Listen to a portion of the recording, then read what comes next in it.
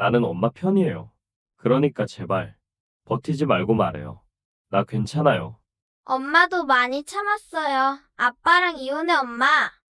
65 김희경입니다. 우리 아이들마저 이혼하라고 한 사연을 전해드릴게요. 그날은 그냥 평범한 봄날이었어요. 친구 선이가 날 붙잡고 이젠 사람 좀 만나라 며 억지로 데리고 나간 다방. 처음엔 그냥 밥만 먹고 헤어지자 했죠. 그런데 그 사람이 들어오던 순간 이상하게 시간이 느려지는 것 같았어요. 웃는 얼굴이 따뜻해 보였고 말투가 부드러웠고 그날 이후 하루하루가 너무 설레었죠. 마음이란 게 그렇게 순식간에 기울 수 있다는 걸 그날 처음 알았어요. 두 번째 만남이었어요. 갑자기 그 사람이 코트 안주머니에서 작은 편지 봉투를 꺼내더라고요. 직접 말로 하면 너무 떨려서요. 대신 글로 써봤어요. 편지 겉면엔 또박또박 글씨로 제 이름이 적혀 있었어요. 김희경님께. 이상하게 그 님자 하나의 가슴이 살짝 뜨거워지고 심장이 조용히 그런데 확실하게 뛰기 시작했어요. 마치 누가 내 이름을 처음으로 소중하게 불러준 것 같은 기분이었죠. 희경 씨에게. 우리는 아직 많이 낯설지만 이상하게도 당신 앞에선 말이 참 조심스러워집니다. 내가 가진 게 많지 않아도 웃을 줄 아는 사람이라서 그런 당신이 내 옆에 있었으면 좋겠습니다. 말 주변도 없고 서툰 사람이지만 그래도 당신 하나만은 정직하게 오래 아끼겠습니다.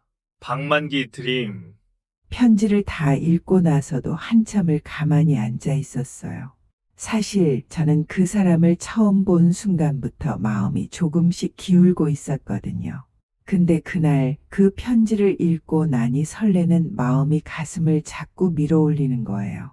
이 사람 나를 진심으로 바라보고 있구나. 그 생각에 저도 모르게 마음이 활짝 열려버렸어요. 사실 그 사람이 특별해서 좋아진 건 아니었어요. 저는 참 외로운 사람이었거든요. 부모님은 20살도 되기 전에 세상을 떠나셨고 의지할 가족, 친척 하나 없었어요. 명절이 되면 갈 데도 없고 아플 때 전화할 사람도 없었죠. 생일날 초 하나 켜줄 사람 없는 그 적막함, 혼자 밥 먹고 혼자 울고 혼자 잠드는 날들이 참 길었어요. 그래서였나 봐요. 그 사람이 제 이름을 다정하게 부르는데 마음이 쏟아지듯 기울어 버렸어요. 나의 가족, 나를 기다려주는 사람, 그런 집을 너무 일찍 갖고 싶었거든요. 하지만 동시에 무서웠어요. 또 혼자 남겨질까봐, 또 버려질까봐. 그런데 그 사람의 말 한마디에 그 모든 두려움이 스르르 가라앉았어요.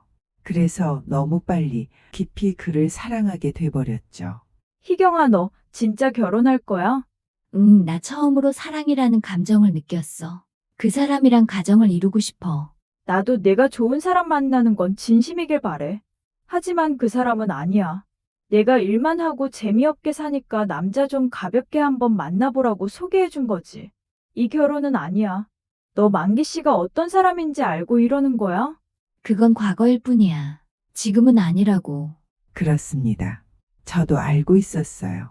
그는 주변에 여자가 많았고 여자 문제가 많았던 걸요. 마음 한구석에 불안한 조각들이 있었거든요. 하지만 이제는 달라졌다고 믿고 싶었습니다. 왜냐하면 나에게 하는 행동이 거짓 같진 않았으니까요. 그게 얼마나 위험한 선택인지 그땐 몰랐죠. 그런데 그 시작부터 나는 늘 혼자였던 것 같아요. 그래도 괜찮다고, 행복해질 거라고 나 혼자 마음속에서 몇 번이고 스스로를 설득했죠. 점점 그 남자의 본 모습을 보게 된 건 결혼식을 준비하는 중이었어요. 그가 말하더군요. 근데 말이야, 원래 장모님이 사위 온다고 시험탁 잡는다고 하잖아. 그런 게 있어야 결혼하는 실감도 나고 그러는데 나는 그런 게 없으니까 좀 서운하네. 아, 그러게. 미안해요. 엄마가 만기 씨 봤으면 엄청 좋아하셨을 텐데. 미안해요. 그 말이 왜 그렇게 쉽게 나왔는지 지금 생각해도 모르겠어요. 웃으면서 듣고 있었지만 마음속에선 무언가가 툭 하고 내려앉았어요. 그 순간 문득 이 결혼, 지금 그만두면 어떨까 그런 생각이 스쳐 지나갔어요. 하지만 혼자가 되는 게 더 겁났어요. 또다시 외로워질까봐. 그래서 그냥 제가 또 한 번 참았던 것 같아요. 지금 생각해보면 그때 진짜 그만뒀어야 했었나 봐요. 결혼식 당일이었습니다. 하얀 웨딩드레스를 입고 거울 앞에 섰어요. 생전 처음 보는 낯선 내 얼굴이었습니다. 엄마가 이 모습을 봤다면 얼마나 좋아하셨을까. 아빠는 눈물부터 흘리셨겠지. 마음 한켠이 찡하고 저려왔어요. 눈가가 살짝 뜨거워지려던 그때 문이 끽 하고 열리더니 선이가 조심스럽게 들어왔어요. 희경아, 만기 씨가 아직 도착하지 않았어. 손끝이 얼어붙는 것 같았어요. 예식은 곧 시작인데 신랑이 보이지 않다니. 나 혼자만 하얀 드레스를 입고 기다리는 이 방 안에 공기가 천천히 식어가는 게 느껴졌죠. 설마 무슨 일 생긴 건 아니겠지? 오늘이 인생에서 행복해야 할 날인데 혼자라는 게 왜 이렇게 서러운지. 그러다 문이 또 열리고 술 냄새에 헝클어진 넥타이, 얼굴 뻘개진 만기 씨가 헐레벌떡 들어왔어요. 아이, 친구놈들이 축하주를 한 잔 사겠다길래. 그래도 오긴 왔잖아. 마음속에서 눈처럼 차가운 바람이 불고 있었어요. 나는 그렇게 신부가 되었습니다. 그렇게 시간은 흐르고 둘째 아이를 임신한 지 7개월째 되는 밤이었어요. 그날은 눈이 펑펑 내리던 날이었죠. 첫째 아이는 곤히 자고 있었고 남편은 아직 집에 오지 않았죠. 배는 무겁고 허리는 아픈데 계속 앉아 기다리고만 있었어요. 그때였습니다. 밖에서 시끄러운 소리가 들리더니 문이 벌컥 열렸어요. 야, 마누라, 우리 친구들 왔다. 술상 좀 차려봐. 만취한 만기 씨가 회사 동료 셋을 데리고 들어왔어요. 지금 몇 시인데 준우도 자고 있어요. 여보, 오늘은 집에 돌려보내고 다음에 정식으로 초대해요. 뭐? 그걸 지금 서방한테 할 말이냐? 나 지금 몸도 불편하고 이렇게 갑자기 술상을 차리라고 하면 그 순간 그 사람 손이 내 뺨을 세게 내리쳤어요. 철썩하는 소리와 함께 머리가 한쪽으로 휘청 돌아갔죠. 그날 거울을 보니 하얀 얼굴에 손바닥 자국이 선명히 남아 있었죠. 그런데 이상하게도 눈물이 안 났어요. 그냥 이 사람은 원래 이런가 보다 그렇게 생각하려고 애를 쓴 것 같아요. 어느덧 그 사람과 함께한 지 15년이 넘었어요. 처음엔 사랑이었고 다음은 책임이었고 그 나중엔 그냥 두려움이었습니다. 그 사람 눈빛이 무서웠고 술 먹고 들어오는 발소리에 심장이 쪼그라들었고 말 한마디에 손이 날아올까봐 늘 입술을 깨물고 살아야 했죠. 그래도 아이들에게는 참 다정하고 따뜻한 아빠였어요. 그래서 참았죠. 나는 원래 혼자였으니까. 아무도 없었으니까. 아이들에게만큼은 온전한 가정에서 자라게 하고 싶었거든요. 아이들만 행복하면 된다고 생각했어요. 그래서 버틸 수 있었습니다. 15년을 그렇게 살다 보니 익숙해지기도 했죠. 새벽같이 봉제 공장 가서 재봉틀 돌리고 저녁엔 식당에 나가 접시를 닦았죠. 그렇게 하루하루 아이들을 키우고 집안을 꾸려나갔어요. 남편 만기 씨요. 일은 했지만 생활비는 거의 받아본 적이 없어요. 그냥 다들 그렇게 사는 줄로만 알았거든요. 우리는 작은 아파트에서 24평 새 아파트로 이사됐어요. 대출도 받았지만 그래도 열심히 일해서 소중하게 얻은 귀한 집이었죠. 우와, 우리 집 너무 좋다. 엄마, 진짜 우리 집이야? 당연하지. 아이들이 새 집을 구석구석 뛰어다니고 창문을 열며 바람을 맞고 방마다 내 방 하고 외칠 때 그 웃음소리가 너무 행복했습니다. 짐을 겨우 풀고 나서 정리를 하던 중 초인종이 울렸어요. 문 앞엔 예쁜 앞치마를 입은 여자가 작은 접시를 들고 서 있었죠. 안녕하세요. 옆집 202호에 살아요. 이사 오셨죠? 저녁 드시기 전에 김치전 좀 드셔보실래요? 참 싱그럽게 웃는 얼굴이었어요. 어머 감사합니다. 안 그래도 뭘 먹어야 할지 고민이었는데. 다들 그래요. 이사 날엔 정신없잖아요. 저희도 얼마 전 이사 왔거든요. 그날 그렇게 인사를 하고 우린 정말 가까운 이웃 사촌이 되었습니다. 그녀의 이름은 안현주였어요. 그 집 아이들과 우리 아이들도 비슷한 또래였고 현주 씨와 나도 동갑이라 더 친해지게 되었죠. 현주 씨와 저녁에 맥주 한 캔 나눠 마시며 남편 흉도 보고 시댁 얘기도 하고 육아 걱정도 털어놓고 그런 밤이면 아무리 피곤해도 마음이 가벼웠어요. 우리는 자주 함께 모여 식사도 하고 가족들끼리 함께 캠핑도 하며 가깝게 지냈습니다. 처음엔 그저 좋은 이웃이라 여겼고 그게 전부라 믿었죠. 그땐 정말 몰랐어요. 그 따뜻했던 울타리 안에 작은 균열이 숨어 있었단 걸. 그날은 토요일이었어요. 오랜만에 공장 일도 쉬고 아이들이랑 시내에 나가려고 준비하던 참이었죠. 근데 집 앞에서 택배를 챙기던 중 현관문이 열려 있었고 바로 옆집 현주 씨네 집에서 말소리가 들렸죠. 오빠, 원래 중독된 사람이 제일 먼저 그러는 거예요. 현주 씨 웃음소리도 들렸고요. 그 말투, 그 웃음소리 낯설었어요. 내가 좋아하니까 같이 먹는 거지. 마누라가 먹자고 하면 안 먹었어. 그리고 이어 그 익숙한 목소리가 들렸어요. 저희 남편이었습니다. 현주 씨네 집 앞에서 웃으며 나오는 만기 씨의 모습. 두 사람이 마주본 채 신발을 가지런히 신던 그 모습이 마치 오래된 부부처럼 익숙하고 자연스러워 보였어요. 그 순간 내 안에서 쿵 하고 무너지는 소리가 들렸어요. 몸이 얼어붙었고 가슴이, 아니, 심장이 바닥으로 꺼지는 기분이었죠. 현관문 앞으로 터벅터벅 걸어갔어요. 그제야 만기 씨가 나를 발견했어요. 너 여기서 뭐 해? 그 말에 나는 웃었어요. 그냥 웃었어요. 그러는 당신은 거긴 왜 있었어? 아니, 그게 그냥 커피 한 잔 하자고 해서. 현주 씨는 민망한 얼굴로 뒤따라 나와 머리를 조아렸죠. 나는 아무 말도 하지 않았어요. 불길한 생각이 들었지만 그냥 고개만 끄덕였어요.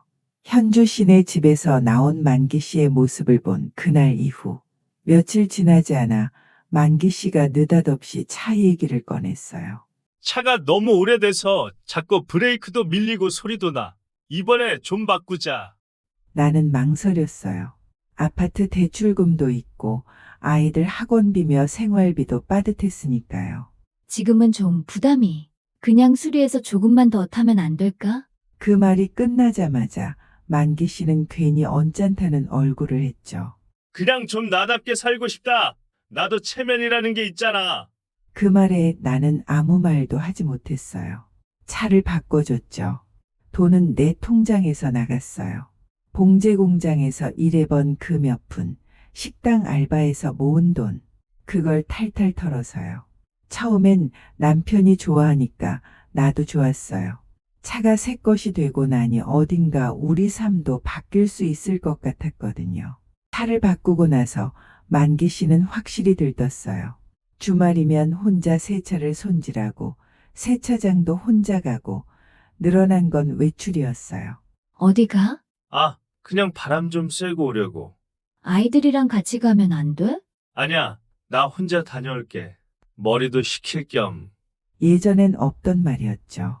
머리를 식힌다는 말, 혼자 다녀온다는 말, 그런 날이 자꾸만 늘어났어요. 주말마다 아이들을 데리고 나들이를 나가려 하면 난 일이 있어. 애들 데리고 나가서 놀다 와. 왜? 어제 아무 말도 없었잖아. 그리고 애들이 주말만 기다렸다고요. 나는 출근해야 해.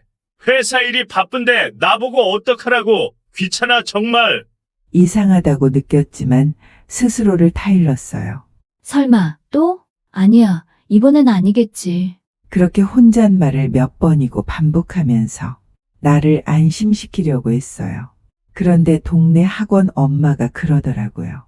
희경 씨, 어제 남편분 현주 씨랑 같이 계시던데 어디 가시는 길 같더라. 네? 아니야. 그냥 봤다는 거지. 뭐 요즘 애들 학부모끼리도 같이 다니니까 내가 괜히 말했나? 못 들은 걸로 해. 머리가 띵했어요. 귀가 멍하고 말문이 막혔어요. 몸이 너무 안 좋아서 회사에 조퇴를 냈던 날이었어요. 그날은 오전부터 속이 메스껍고 머리까지 지끈거려서 도저히 버틸 수가 없었죠. 남편에게 아프다고 데리러 와줄 수 있냐고 전화를 했습니다. 왜 아프고 그래? 그리고 나 바빠. 끊어. 회사 일이 바쁘다던 만기 씨. 저는 겨우겨우 버스 타고 아파트 앞에 도착했어요. 우리 집 앞에 다다랐을 때 주머니에서 열쇠를 꺼내 현관문을 열었어요. 그런데 문을 열자마자 익숙한 남편 신발이 눈에 들어왔어요. 오늘 외근이라고 하지 않았나?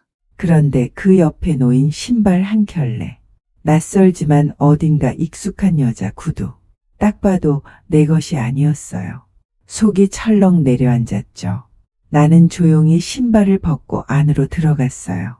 만기 씨, 여보? 부르는데 대답이 없어요. 불길한 기운에 심장이 쿵 하고 떨어졌죠. 거실도 조용했고 부엌에도 인기척이 없었어요. 나는 천천히 안방 문을 향해 걸어갔어요. 손끝이 떨리고 가슴이 두근거리며 뛰는데 그 발소리가 마치 내 안에 울리는 것 같았어요. 문 앞에 다다랐을 때 조용히 노크를 했어요. 여보, 안에 있어? 그리고 그때 문 안쪽에서 들려온 낯선 여자 목소리. 잠깐만요. 그 순간 세상이 멈췄어요. 내 침대에 누워있던 현주 씨. 얼굴엔 놀란 기색이 역력했죠. 그리고 그 뒤로 만기 씨가 셔츠 단추를 채우며 나오는 모습이 보였어요. 나는 거기서 그저 서 있기만 했어요. 아무 말도 할 수 없었죠. 그 사람들도 나도 아무 말도 하지 않았어요. 비명이 튀어나올까봐 그 자리를 박차고 뛰쳐나갈까봐 나는 그냥 고개를 숙이고 돌아섰어요. 현관을 나서 복도 끝에 다다르자 무릎이 풀리듯 주저앉았습니다. 그리고 작게, 정말 작게 혼잣말처럼 중얼거렸죠. 내가 뭘 잘못했을까? 내가 더 잘했어야 했나? 아니, 내가 뭘 그렇게 못했나? 그 자리에 쭈그리고 앉아 속으로 수십 번, 수백 번을 되뇌었어요. 남편은 그날 밤 아무렇지 않게 현관문을 열고 들어왔어요. 애들 자냐? 저는 아무 대답도 하지 않았어요. 목소리조차 너무 끔찍하고 소름 끼쳤거든요.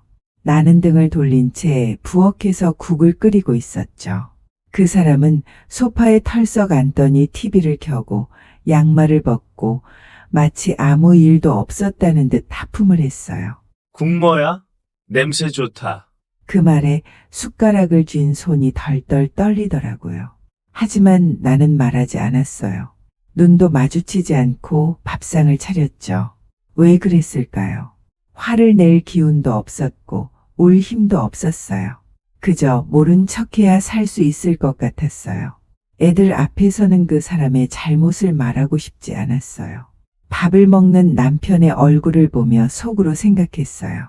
저 입으로 현주 씨한테도 따뜻한 말을 했겠지. 저 웃음 나한테는 안 보여준 지 오래됐는데 이 사람 언제부터 이렇게 낯설어졌을까? 나는 그날 이후 달라졌어요. 겉으로는 똑같이 빨래하고 밥하고 아이들 등하교 챙겼지만 마음은 매일 조각나 있었습니다. 그리고 그 조각들을 매일 밤 이불 속에서 주워 담았죠. 몸이 아파 연차를 쓴 지 벌써 3일째. 아무도 모르게 혼자 있었고 아무도 그녀의 안부를 묻지 않았어요. 엄마, 괜찮아? 오늘도 학원 다녀올게. 아이들이 아침에 건넨 짧은 인사 외엔 그 누구에게서도 위로 한마디 들은 적 없었죠. 그런데 딩동 하고 문벨이 울렸어요. 문을 열자 현주가 고개를 푹 숙이고 서 있었어요. 머리카락이 흐트러졌고 눈가엔 눈물 자국이 남아 있었죠. 희경 씨, 미안해요. 정말 너무 미안해요. 저는 멀뚱히 그녀를 바라봤어요. 대답 대신 고요한 정적이 흐르고 현주는 스스로 말을 이었죠. 그날 그건 진심 아니었어요. 그냥 저도 외로웠고 그 사람도 그런 눈빛이었고. 근데 제발 우리 남편한테는 말하지 말아줘요. 애들이 아직 너무 어려요. 저희 애들 상처받으면 안 돼요. 진짜 저는 한참을 입을 다문 채 서 있다가 작게 웃으며 말했어요. 상처, 우리 애들은요? 그 애들한테도 아버진 그 사람 하나예요. 그녀의 사과는 정말 미안해서가 아니었어요. 자신의 가정을 지키기 위한 것뿐이었지. 너무 괘씸했습니다. 나 연차 3일 냈어요. 누워만 있었어요. 먹지도 못하고. 근데 그쪽은 이제 와서 내게 부탁을 해요? 현주는 울먹이며 말했어요. 잘못했어요. 근데 우리 가정만은 지켜야 하잖아요. 이건 어른들 문제잖아요. 그 말에 너무 숨이 막혔죠. 상처를 준 건 그들인데 전혀 미안해하는 것처럼 느껴지지 않았어요. 밤 11시가 넘었어요. 아이들은 방 안에서 조용히 잠들었고 거실엔 텔레비전 소리만 희미하게 울리고 있었죠. 내가 언제부터 이렇게 됐을까? 말없이 웃고 말없이 참고 그러다 보니 결국 나 혼자만 상처 입고 있었던 거더라. 남편 얼굴을 보는 것만으로도 마음이 무너졌는데 오늘은 참을 수가 없었어요. 이제는 말해야만 살 것 같았으니까요. 안현주 씨, 오늘 우리 집에 왔어. 눈 똑바로 뜨고 미안하단 말 하더라. 그리고는 제발 자기 남편한테는 말하지 말아달래. 가정을 지키고 싶다나. 아이들도 상처받으면 안 된다면서. 그래, 미안하다. 근데 이제 안 만나? 그냥 그날 일이야. 끝났어. 당신은 그렇게 쉽게 말하네요. 끝났다고. 난 그날 이후로 지금까지 하루하루가 지옥 같았는데. 그만하자. 더는 그 얘기하고 싶지 않아. 그 사람 눈빛은 미안하다면서도 아무 감정도 없었어요. 그냥 귀찮은 일 하나 넘긴다는 표정 같았죠. 내가 무너졌던 그 시간들이 얼마나 고통스러웠는지 그 사람은 몰랐어요. 알려고 하지도 않았죠. 처음이었어요. 그 사람 앞에서나 힘들다고 말한 게. 그런데 그 말마저도 너무 가볍게 바닥에 던져진 기분이었습니다. 내가 쥐고 있던 것들, 자존심, 믿음, 희망 그날 다 부서졌는데 그 사람은 아무렇지 않게 끝났다고 말하더군요. 현주 씨와는 말 그대로 남처럼 지냈고 아이들에게는 한 번도 눈물을 보이지 않았죠. 그렇게라도 버텨야 했어요. 왜냐하면 내가 무너지면 이 집이 무너질 것 같았으니까요. 아이들만은 아무것도 몰랐으면 적어도 이 집에서는 웃게 해주고 싶었거든요. 그런데 말이에요. 저의 그 바람은 그리 오래가지 못했습니다. 쾅, 쾅, 쾅. 밤 9시가 조금 넘었을까요? 갑자기 현관문을 쾅쾅 두드리는 소리에 심장이 덜컥 내려앉았어요. 그 순간 뭔가가 터지겠구나 하는 예감이 들더라고요. 현주 씨의 남편 김성호 씨가 무척 화가 난 모습으로 현관 앞에 서 있었죠. 박만기 이 새끼 어딨어? 지금 당장 나와. 성호 씨 이게 무슨... 내 마누라랑 내 남편이 바람났잖아. 같이 모텔도 가고 내 후배가 확실히 봤어. 이 여자가 모텔 들어가는 거 내 마누라가 확실했다고. 가장 두려웠던 순간이었어요. 아무 일 없던 척, 모른 척 해오던 나날들이 결국 이렇게 아이들 앞에서 산산조각이 났습니다. 더구나 남편과 현주 씨는 저를 속였던 거였습니다. 저에게는 다신 안 만난다고 했지만 둘이 관계를 그렇게 지속하면서 만나고 있었습니다. 또 한 번 배신의 연속이었죠. 그날 밤 이후 우리 집 앞 복도는 낯선 세상이 되었어요. 평소 인사 잘하던 이웃들도 저를 피하듯 외면했고 문틈 사이로 나를 바라보는 눈길이 느껴졌습니다. 그리고 아이들도 조금씩 달라졌어요. 작은 딸은 전보다 훨씬 말이 없어졌고 아무 말 없이 엄마 눈치만 살폈어요. 밤마다 잠꼬대를 하며 울기도 했죠. 큰아들 주원이는 그날 이후 단 한 번도 아빠와 눈을 마주치지 않았어요. 입을 꼭 다문 채 밥을 먹을 때도 리모컨을 넘길 때도 조용히 엄마 곁에 앉아 있었죠. 한마디도 하지 않았지만 그 아이의 눈빛은 말하고 있었어요. 나는 엄마 편이에요. 그러니까 제발 버티지 말고 말해요. 나 괜찮아요. 그날 밤 저는 주방 싱크대 앞에 오래도록 서 있었어요. 손에는 설거지거리 하나 없이 그냥 물을 틀어놓은 채 말이죠. 눈물이 나는 건 아니었어요. 그보다 더 고요한 감정. 모든 게 끝났다는 확신. 그래서 결심했습니다. 햇살이 비스듬히 드는 늦은 오후. 저는 조용히 집 근처 부동산 문을 밀고 들어갔죠. 그날 집을 부동산에 내놓았습니다. 저는 이 집에서 마음을 붙들 이유가 없었거든요. 이제 정리할 시간이라는 걸 나도 알고 있었어요. 그날 저녁 나는 조용히 식탁에 앉아 도장을 찍은 서류를 꺼냈어요. 싸움도 눈물도 없었어요.